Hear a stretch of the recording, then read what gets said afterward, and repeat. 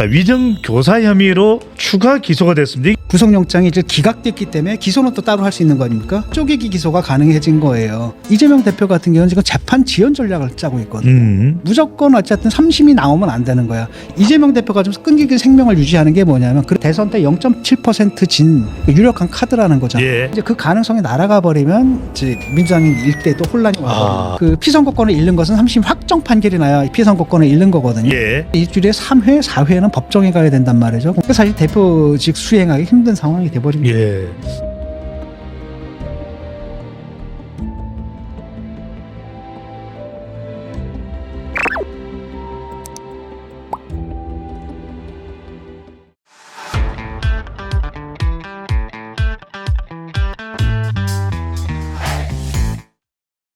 자, 이재명 대표가 추가로 기소가 되었습니다. 아직까지 뭐 당무 복귀도 하지 않고 있는 그런 상황.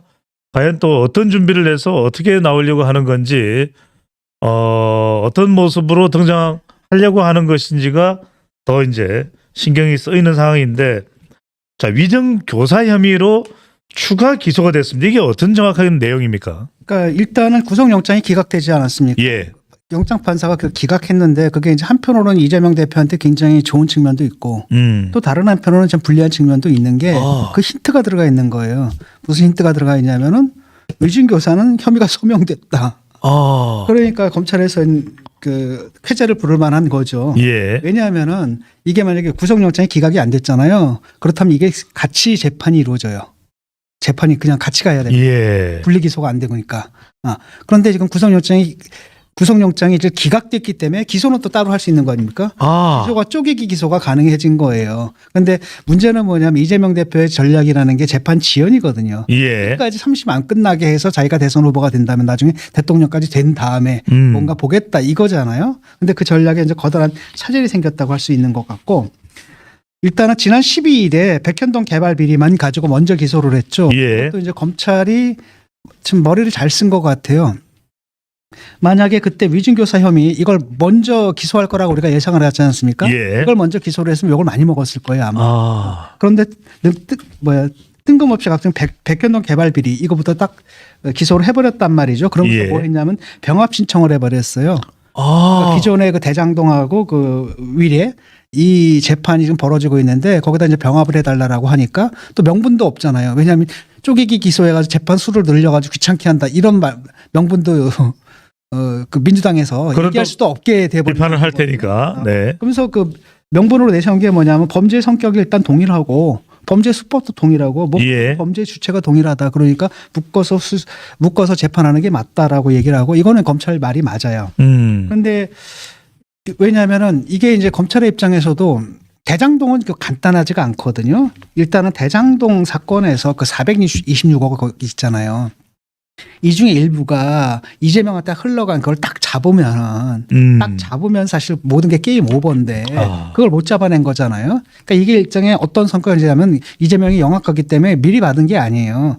그 저수지란 말 썼잖아요. 저수지처럼 딱 놓고 그때 필요할 때마다 물 빼다 쓰듯이 빼다 쓰려고 했거든요. 리저브네요. 그렇죠. 네. 그랬는데 그걸 갖다 김만배가 다 내 돈이다라고 지금 해버린 상태란 말이죠. 그러니까 김만배 입이 뚫리기 전까지는 사실 이 부분이 입증이 힘들어요. 그 426억의 일부라고 추정되는 일부 돈이 넘어간 건 있는데 그 부분을 이 426억의 일부라고 또 입증하는 것도 또 다른 문제거든요. 네. 그래서 이게 입증이 안 되면 뭐냐면 배임의 동기가 잘 설명이 안 되는 부분이 있잖아요. 그렇기 때문에 굉장히 논란이 많거든요. 근데 일단은 배임은 그런 상관없습니다.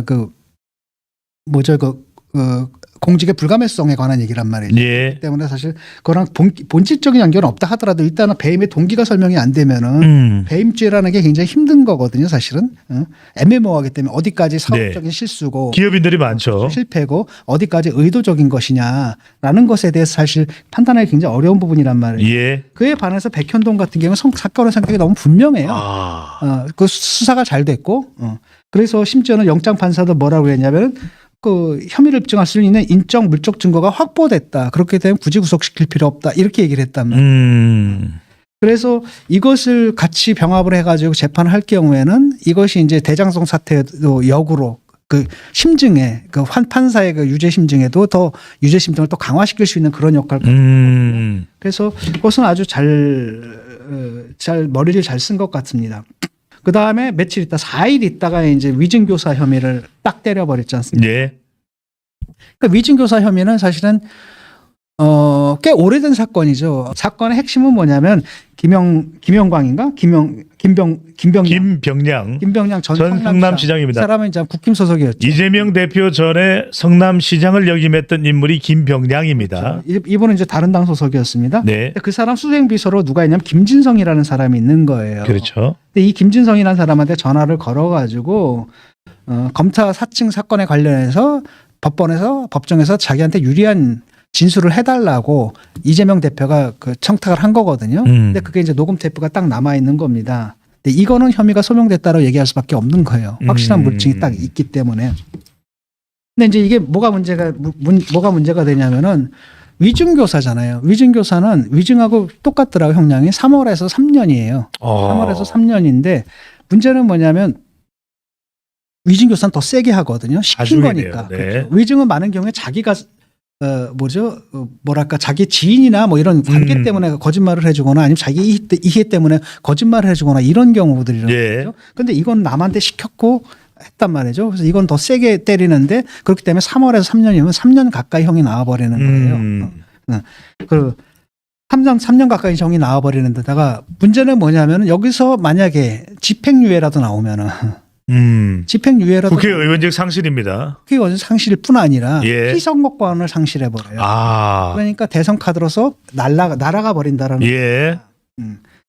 근데 뭐 다 끝난 거잖아요. 물증이 있죠. 그다음에 그 했던 사람들, 그 위증을 했던 사람하고 그다음 위증 교사 브로커지를 했던 그 사람하고 다 그 자백을 한 상태란 말이죠. 구속이 되거나 수사를 받고 자백을 한 상태입니다. 그렇죠. 근데 이제 문제는 뭐냐면은 이재명 대표 같은 경우는 지금 재판 지연 전략을 짜고 있거든요. 무조건 어쨌든 3심이 나오면 안 되는 거야. 1심 유죄 나도 상관없어. 2심 유죄 나도 상관없어.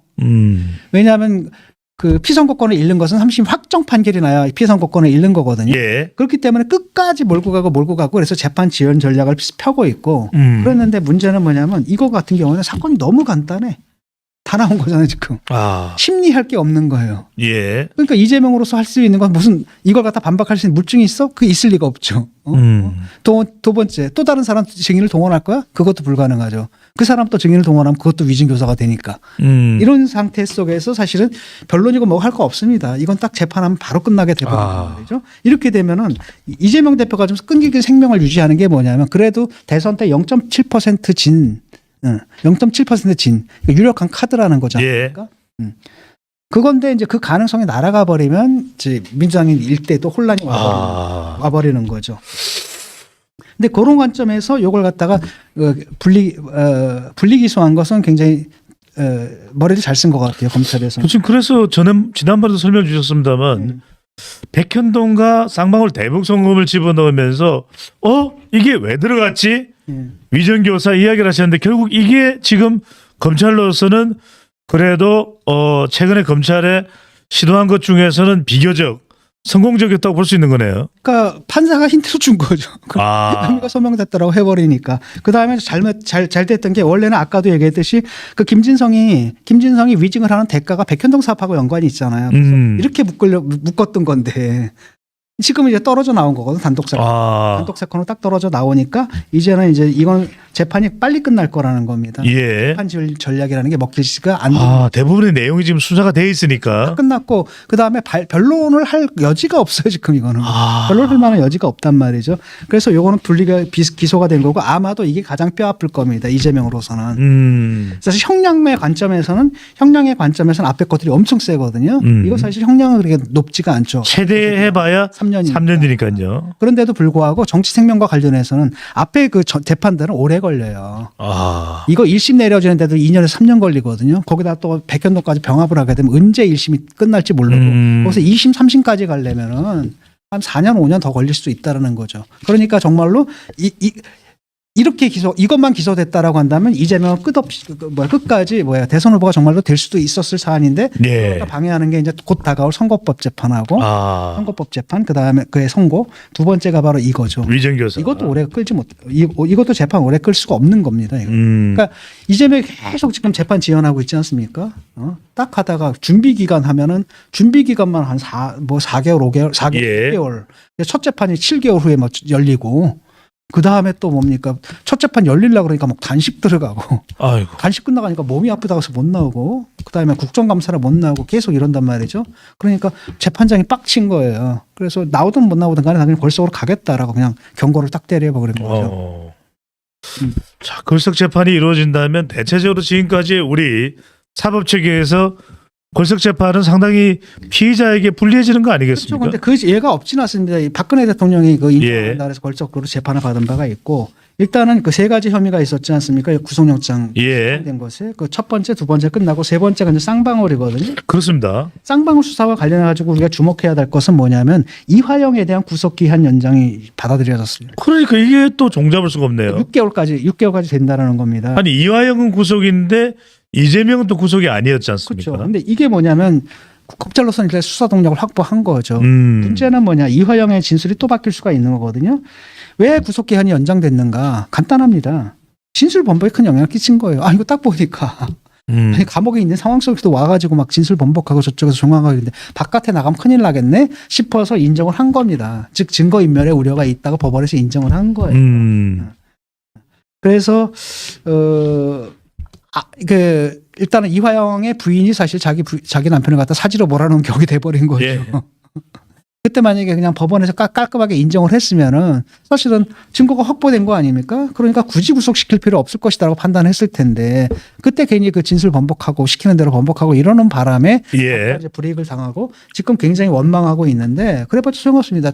자업자득이거든요. 이화영의 심경이 또 어떻게 바뀔지는 모르고. 그러니까 이게 구속될까 우려스러워서 진술을 했다는 것인데 결과적으로는 구속이 연장돼 버렸네요. 그렇죠. 그 다음에 이제 쌍방울 같은 게 아직 수사가 덜 끝난 게 있는데 그게 뭐냐면 그 회장이 얘기한 거 김성태 회장이 얘기한 게 있지 않습니까? 쪼개기 후원한 거. 그러니까 거액의 후원을 했고 그다음에 쪼개기를 후원했다. 이거 정치자금법 위반이거든요. 네. 그러니까 이건 지금 수사가 진행 중이에요. 나중에 쌍방울 거는 따로 이렇게 묶어서 따로 기소가 될 거라는 겁니다. 그러면은 재판이 이제 많으면 5건, 적으면 4건이 되는 거죠. 그럼 뭐 병합이 되면 만약에 이제 검찰이 병합 신청을 했단 말이죠. 예. 요번에 그 백현동께 대장동과 병합이 되면 이제 한 건, 그거 크게 한 건이 되는 거고, 그다음에 선거법 재판이 있는 거고, 그다음에 위증교사 재판이 있는 거고, 예. 쌍방울 대북송금과 정치자금법 이렇게 하면 4개란 말이에요. 일주일에 한 번씩 하거나 일주일에 한 번씩 또는 근데 많은 경우에 재판 서두르다가 일주일에 2번 하는 경우도 있거든요. 이러니까 사실은 최소한 일주일에 3회, 4회는 법정에 가야 된단 말이죠. 그럼 월, 화, 수, 목, 금, 토일 제외하고 5일. 사실 대표직 수행하기 힘든 상황이 돼버린 거예요. 예.